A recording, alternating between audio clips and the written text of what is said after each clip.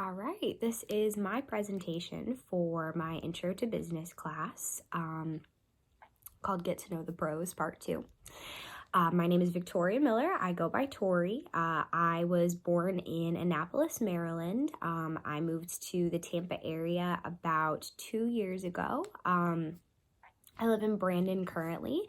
I am studying business at Hillsborough Community College to either go into marketing, which is something that I'm really passionate about, or real estate, which is something that I've actually worked in a little bit before. I worked at Keller Williams Real Estate as the Director of First Impressions. This inspired in me a love for real estate because it combines all the essential aspects of business, which is entrepreneurship, marketing, management, and a little bit of small business ownership as well, because a lot of it is individually agent run. I worked there for a little while, and then I ended up actually joining a team as an executive assistant, and unfortunately the position didn't work out. And I was unfortunately able to not move up, and so I ended up working over at Bahama Breeze, which is where I'm at currently. So the first person that I interviewed is a man that I worked with before. His name is John Hudson. I have worked with him closely. I've done a little bit of independent contract work for him in the past as well. He was initially part of a team with another agent named Dee Dee Ross. They focused on the luxury market of real estate, which encompasses about the top 3% of high-value home sales. When I interviewed him, he noted that getting to this level of selling luxury real estate takes quite a bit of time and practice because you have to work with a specific type of clientele. You kind of have to prove yourself within the real estate industry in order to be able to work with that level of clientele. Luxury home sales usually require participating with a specific type of clientele, which is usually older wealthy couples that are kind of moving to the Tampa area, although that's a little bit variable. They use different marketing tactics than other agents, more personalized meetings and more expensive gifts to try to win over their clients. So he said that one aspect of marketing that he uses is, instead of like using cold calling and postcards, which a lot of agents can do to attract customers, he would take them out to a nice dinner or buy them a bottle of wine when securing the meal, just to show that he's a little bit more high class. He stated that working with a business partner, which his previous business partner was Dee Dee Ross, has pros and cons. Having two people working towards the same goal can be incredibly beneficial, and it allows the other agent to have a better work-life balance because the workload is split 50-50. However, his specific relationship became detrimental to him when she started focusing on some of her other projects, and he was doing all of the work for only 50% of the profit. So he terminated this business relationship and is currently rebranding on his own, which is what I'm helping him do. I'm helping him do some social media. I'm helping him do listing packets. He said the separation was mutual and not emotionally difficult, but the work required to completely break off, rebrand, and find new customers has been very time consuming. The second person that I interviewed, her name is Christina Trujillo. I also met her when I first started working at Keller Williams. She's been a real estate agent for 11 years. She helps out with the administrative duties around Keller Williams and is very active in her community with her children.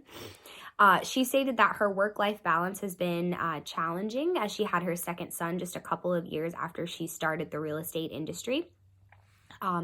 When you're first starting a real estate business, it usually requires 6 months to a year's worth of income to close, or 6 months to a year worth of savings in order to be successful, because it takes about that long for a deal to close. And so that's when you would see the first sign of a profit within 6 months to a year.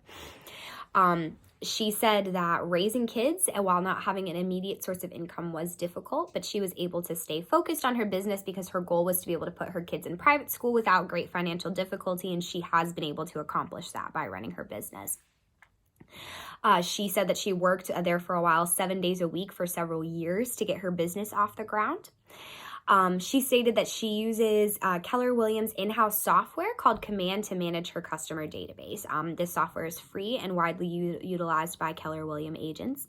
She has contacts which are easily entered with a phone number or address, which can then be put into preset social media or phone call campaigns, which allows her to reach out to the greatest number of her contacts with the least amount of unnecessary resources wasted.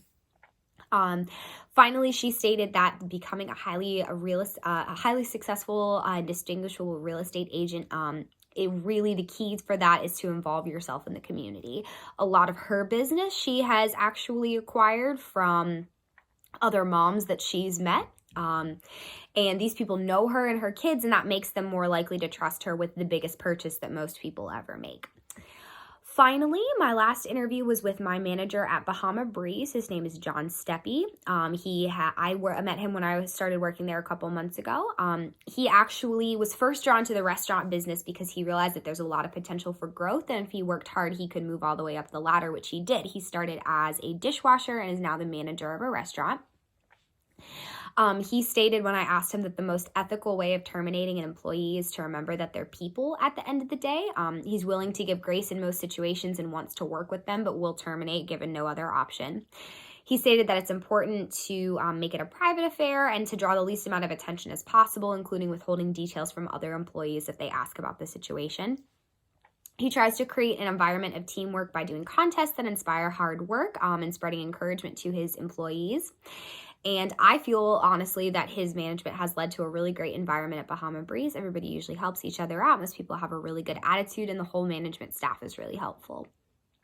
Over the course of all 3 interviews, honestly, I felt that all of the business owners had a real passion for their jobs, and I feel like that's really important. You can't be good at and give your all to a job that you don't care about.